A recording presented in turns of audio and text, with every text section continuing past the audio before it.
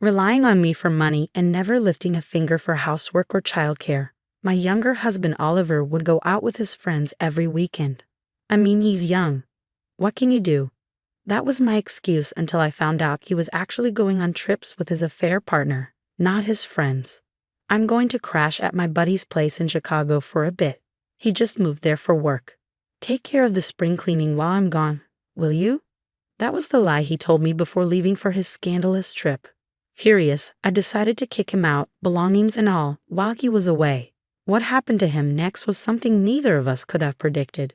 My name is Sophia, a 29-year-old housewife with a family of 3. Oliver, who's 3 years younger than me, and our 2-year-old daughter. I met Oliver at work. He was the new guy, and I became his mentor. He was charming, persistent, even when corrected, and hardworking, and oh, was he good-looking. It seemed like people were always gathering around him, drawn to his idol-like beauty and outgoing personality. I was dedicated to my job and didn't even wear makeup. I never had a boyfriend, so I didn't think someone as attractive and well-liked as Oliver would ever be interested in me. Nonetheless, I started watching makeup tutorials, got some fashion tips from stylish friends, and tried to become the kind of woman he'd find appealing. About 6 months after my transformation began, he noticed. "You look really beautiful lately. Found someone special?" I was speechless. He followed up with, "Would you consider making me that special someone?" Of course I said yes. We started dating and got married within a year. Marrying Oliver felt like a teenage dream, and I naively thought he must be my soulmate, but reality proved otherwise. Even when we were dating, Oliver was a bit of a baby, always looking for affection. Whether it was holding hands, cuddling, or even paying the bill at restaurants, it always fell on me. I thought, why can't you do it yourself? But when he would plead, "Please, Sophia, you're the only one I can ask," I would always give in. Maybe it was his good looks or his unique sweet charm that made me so accommodating. After we married, the responsibilities became more lopsided. Even though both of us worked, the household chores were all on me. Finances, about 70% from me and 30% from him. He spent what was left of his income after household expenses all on his hobbies, seemingly without saving a dime. I was mostly saving the remainder of my income, thinking of our future home and children.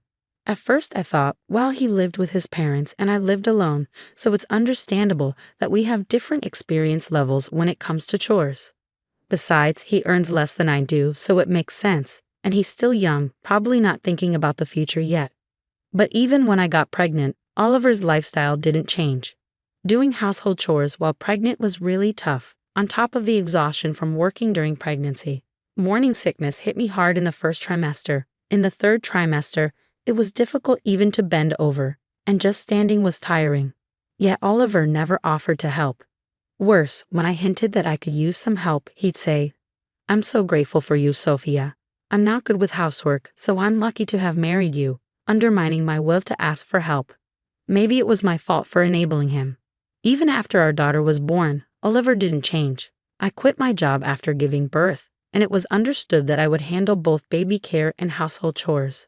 Yet Oliver would still stay out late, hang out with friends, and go on trips as if he were single. Still, I forgave him everything because of the occasional kind words and the annual birthday trips he took me on.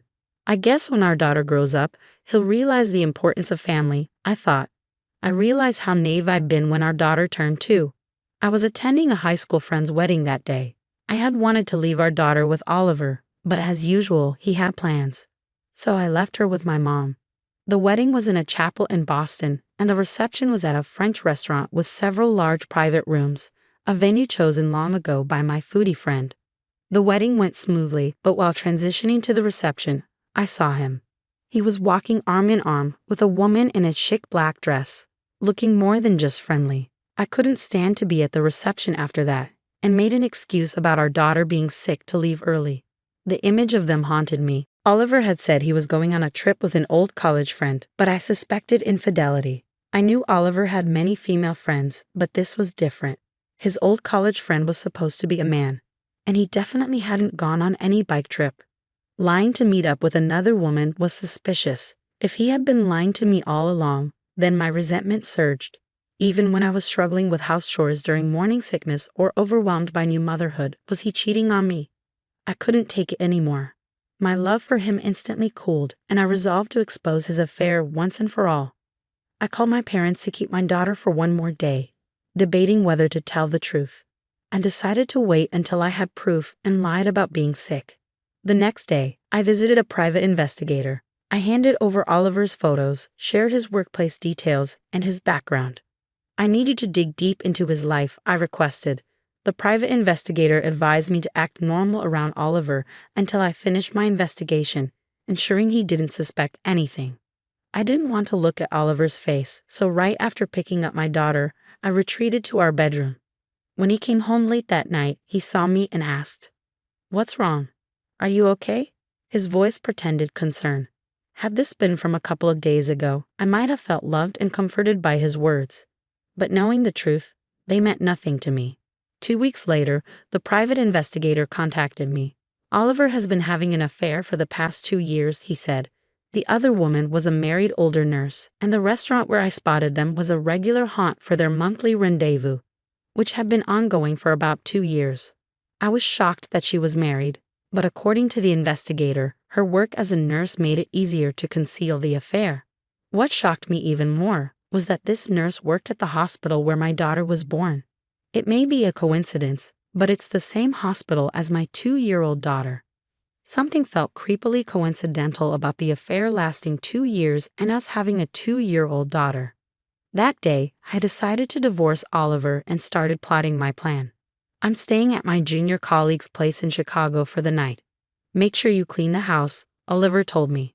Normally, I'd be annoyed that he pushed spring cleaning on me during a busy time, but I secretly smiled, relishing my own scheme. "Sure, I'll bring back souvenirs," I replied, waving goodbye as he left. Oliver seemed oblivious. Back inside, I told my daughter, "We're going on a trip. Let's go see the ocean." My daughter, who loves fish, cheered, "Yay, ocean." "First, let's take a little nap," I said, laying her down.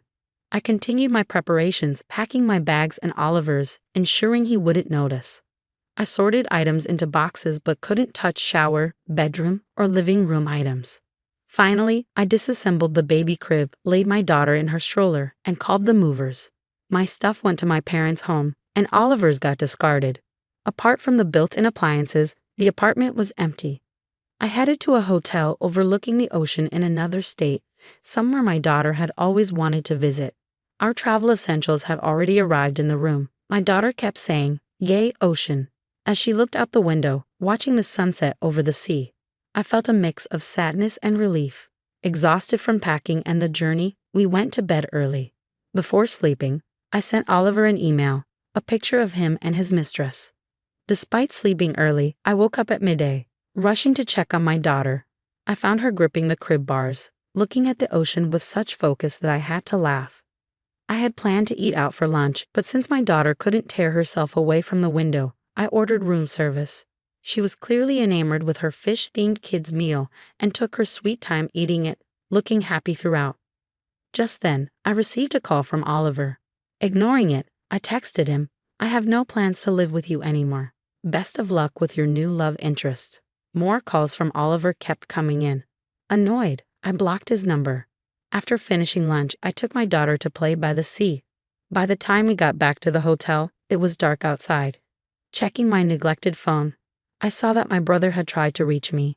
When I called him back, he told me that Oliver had rushed home to our empty apartment after reading my email.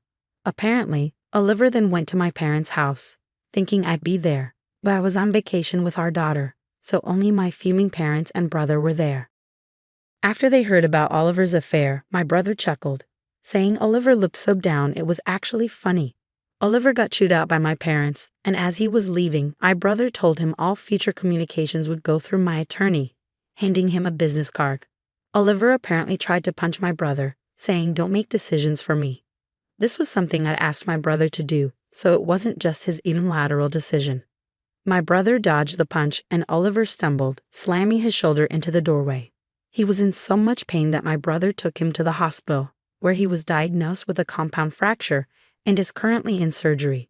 During all this, my brother had managed to collect Oliver's mobile phone. It was in my name because I'd been footing most of Oliver's bills.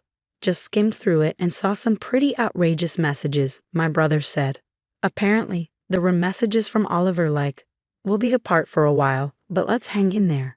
I only love you, so I won't have another affair. Do the same for me." The next morning, my daughter and I had a lot of fun at the beach. Tired out, I left her with my mother at my parents' home and went to see Oliver in a hospital. I didn't really want to see him, but his parents were visiting and I felt this was the only chance to settle things. Upon arriving at the hospital, Oliver's parents, who had heard everything, looked at me apologetically but said nothing as I walked into the hospital room. Oliver began blurting out, "Sophia, it's not what you think. It's like prostitution." He claimed that he was only helping the woman financially in exchange for her pretending to be his girlfriend. According to Oliver, there was no emotional involvement. It was just for money, and they'd only been together twice, including the time I caught them. Frustrated but not surprised, I asked, "So where's the money then?"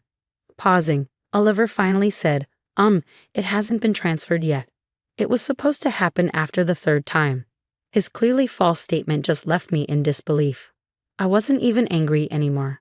I hurled the additional proof photos I had brought just in case at him. Upon seeing the photos, his mother-in-law broke down crying.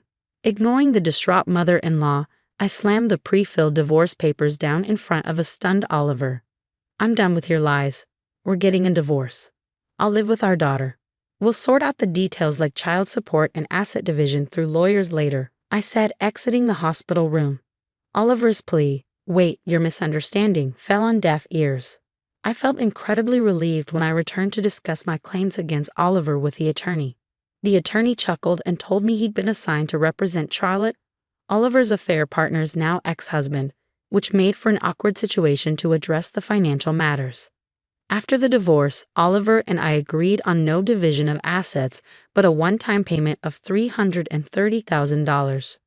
We also decided he'd pay $300 a month in child support for the next 16 years until our daughter turns 18. If Oliver ever missed a payment, he'd have to pay the entire amount up front. My lawyer took care of the discussions, so I didn't have to see Oliver's face, a face I once loved but now never wanted to see again. Oliver apparently said things like, "I want to get back together, and I can't live without Sophia," according to my lawyer. Not once did he mention our daughter in all of this. After the divorce, I found remote work I could do from my parents' home while raising our daughter. She started preschool and was making progress with her speech. She never really talked about Oliver, probably because she doesn't remember spending time with him. My lawyer informed me that Oliver had abruptly paid the full child support amount. Shocked, I learned from my lawyer that Oliver had lost his job after his affair was leaked to his company by Charlotte's husband. He started working in a nightclub and met a wealthy patron who agreed to take care of him, including paying off his child support debt.